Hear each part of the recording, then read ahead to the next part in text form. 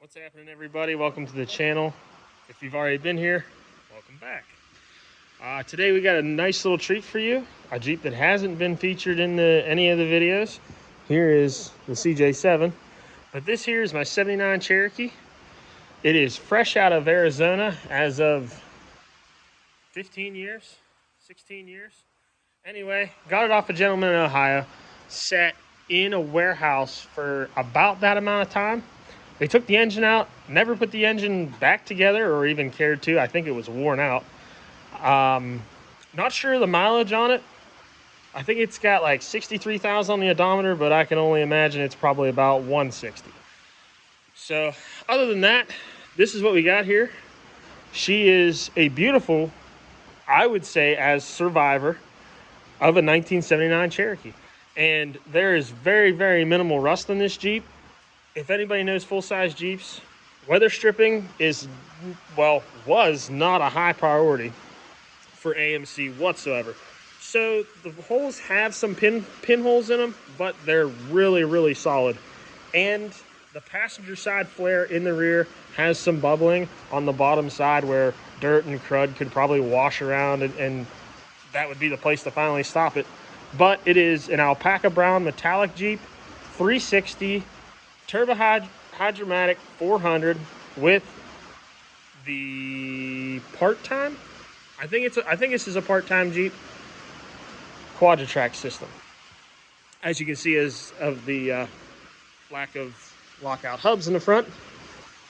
But on the inside, the seats were totally roached, and as you can see, the old dash pad here didn't fare too well. I actually have a really, really nice one out of another 79 that I parted out, and it is superb. But here we got really nice steering wheel that matches the rest of the interior. Underneath these is actually an original set of Cherokee Chief seats. They are in good enough condition that I can sit in them. That's about it. But got some Indian blanket covers on it.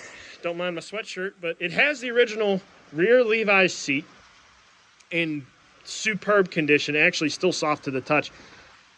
One cool fact, the fabric on these seats do not match the CJs whatsoever, because the CJs are more of a vinyl to actually withstand some weather. I know they didn't hold up very well over 30, 40 years, but if you were to put this in a CJ, it would be like toast first rainstorm. So big props to Jeep for actually using a really nice fabric on here. There are no Levi Strauss on the buttons on this, so it is the correct seat for a 79. It has the door panels. They're a little bit rough, not too bad, but definitely usable. Really, really love the sound of a full-size Jeep door closing. It does need weather stripping, though. Underneath the hood, I had to put a 360 in it. I can't one-hand this. There we go. I had a 360 in old blue, which is another Jeep that we're going to feature at some point once I dig it out, because it's way over there. Anyway, this is the 360 out of it. I didn't want to paint the 360. I didn't want to do anything else to it. I just wanted to slap it in because it matches the characteristics of this Jeep.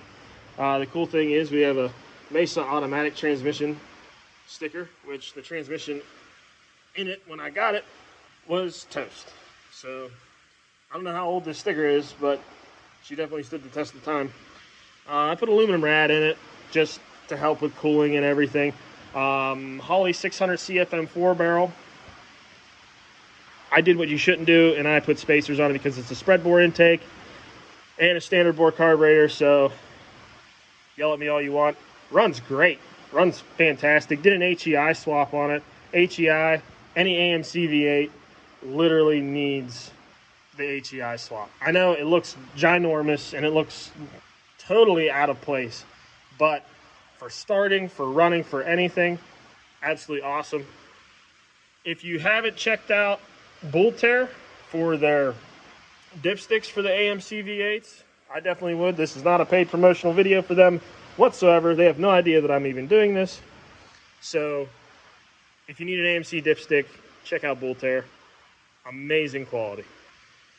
As you can see, I got like a little Mickey Mouse gas filter on here. I recently just resealed the gas tank in this thing, and it had all kinds of Arizona crud in it. I mean, rust, the silt. I don't know how many of you are actually from Arizona, but you guys have the siltiest, dirtiest dirt I've probably ever seen in my life. But I used an Eastwood treatment. Actually, no, I did not use Eastwood. I used KBS. KBS was the coating company that I went through to coat that, and it is phenomenal. I have crystal clear gas now, so super, super happy about that. You can see some of the paint peeling underneath the hood, but, you know, not really anything at all. So, but other than that, she is a super, super clean representation of a 1979, and I have no plans to really do anything else to it. I put brand new 311050 15 KM2s that I just bought before they were discontinued, which is awesome because I do love my BFG KM2s. But this Jeep is an awesome driver, floats like a boat going down the road, drives awesome. You can steer it with your pinky. If anybody has the chance to get their hands on a full-size Jeep, trust me, you will not regret it. One thing I did change on this Jeep from the original was it had a power rear window, and I've swapped that for a hand crank. I took this off of a parts Cherokee that was sitting in the woods for a very, very long time, so it doesn't look perfect, but it does the job. So other than that, all the lenses were the side marker lenses actually needed replaced. They were super bad. There's the little bit of rust on this whole Jeep, which is right there. Factory cat's still on it. Factory exhaust system, at least aesthetically, is still there. Super, super clean rear bumper. Factory tow hitch Jeep. Very, very clean tailgate.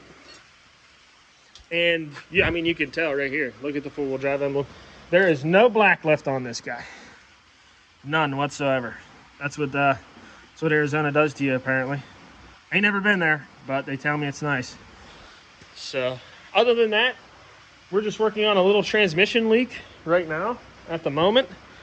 But we hope to really, really drive this thing this summer and really have fun with it. I've had it a couple years and never truly have taken it out because of just one thing after another in the gas being bad.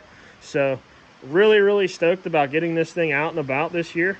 And who knows? Might list it for sale one day. I don't know. It is pretty special to me, but it's not as special as many as the other Jeeps on the channel. So, I don't know. I'm still kind of leaning on it, but it definitely is a super, super cool rig. Like, comment, subscribe if you guys have any questions. I know some of my temporary fixes are Mickey Mouse and whatever. If you want to be negative about it, be negative about it, but I know it's wrong. I know it's wrong. So, other than that, like, comment, subscribe, and I love getting in contact with Jeep people, especially full-size Jeep people and whatnot. So, awesome, guys. Have a great one.